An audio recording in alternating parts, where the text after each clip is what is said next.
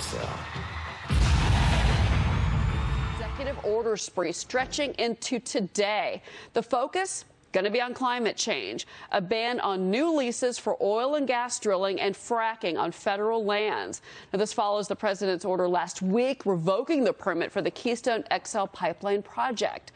Well, our next guest was directly impacted by these orders. I want to bring in former Keystone XL pipeline worker Neil Crabtree. Neil, good morning.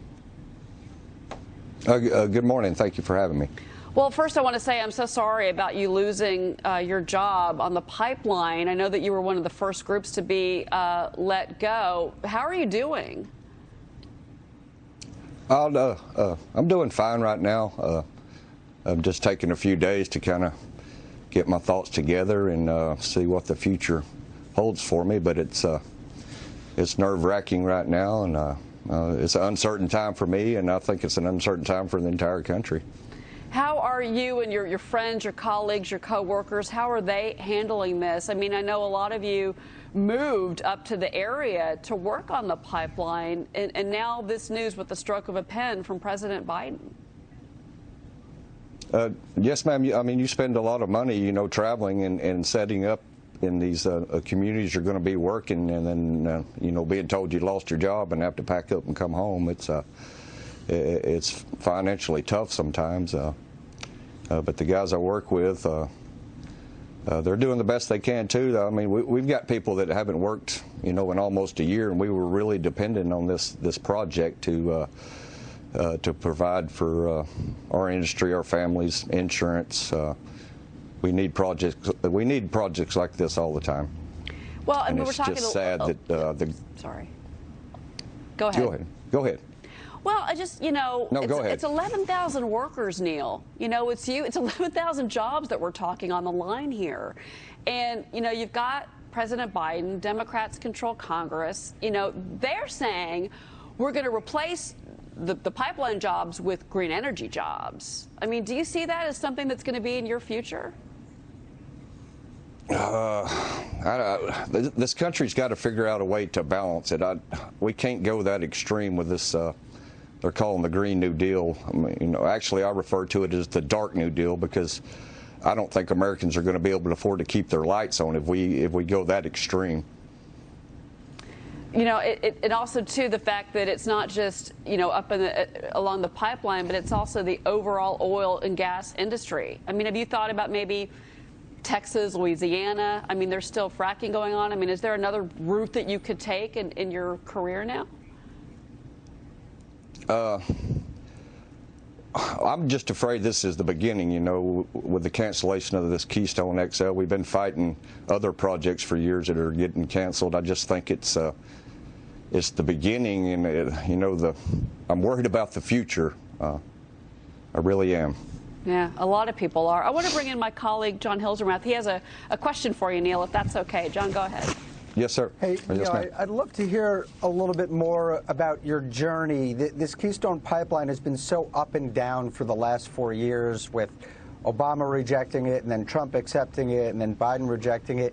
Can you tell us kind of when you started working for TC Energy and kind of what your own path has been and kind of where you are now and how you got there? Well, this project's, you know, has been trying to go for almost 10 years now, and I just, you know, recently been employed. We just got started on construction about 3 weeks ago, so I haven't been working for TC Energy this whole time. I've been doing other projects. Well, I mean, I guess that's my other question there, because, you know, now, just to let our viewers know, to let you know, we're going to hear more on the oil and gas industry today from President Biden. He's expected to sign another executive order, you know, limiting drilling, you know, federal lands. I mean, it seems like they're really trying to clamp down.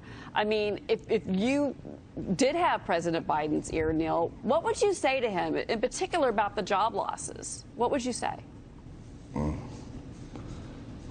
I would ask him to tell the truth about the real reason these permits are being canceled. You know, they're telling the American public it's because of climate change, and they're portraying this pipeline as new construction that's bringing new oil into the country, and that's just not the truth. This oil's already been coming in by rail car, and we're just trying to get it in a more efficient way. I look at it like this. You're trying to get water into your house by carrying it a bucket at a time out of a outside well. Let's put some Americans to work, and let's build some indoor plumbing. And I mean, if you can transport it cheaper, I mean, the benefits directly are passed on to the American people. Well, Neil, I would say that it's safer by pipeline, and I think that's what you're kind of alluding to here. That I mean, why would you want to transport that, go back to above ground transportation, whether it's rail car, whether it's truck? Those trains, those trucks are gas guzzling. They contribute to the emissions problem, you know, and the polluted air, the climate, which is, I think that's what doesn't make sense to me, Neil. It doesn't make sense to a lot of people, but I mean, you're absolutely right about that. I mean, there's been articles written about the amount of traffic on these rails that are bringing this oil in. It's a huge safety concern. You've got a long black train with a cloud of smoke coming out of it versus a pipeline underground that you never see. Like I said yesterday in an interview, it's common sense, and some people don't seem to have common sense these days. Well, Neil, good luck to you, and please keep us posted. I do hope that you find something else in the middle of all this, and we're so sorry about your job loss, Neil. Okay, well, thank you for having me on. All right, thank you, sir. Have a great day.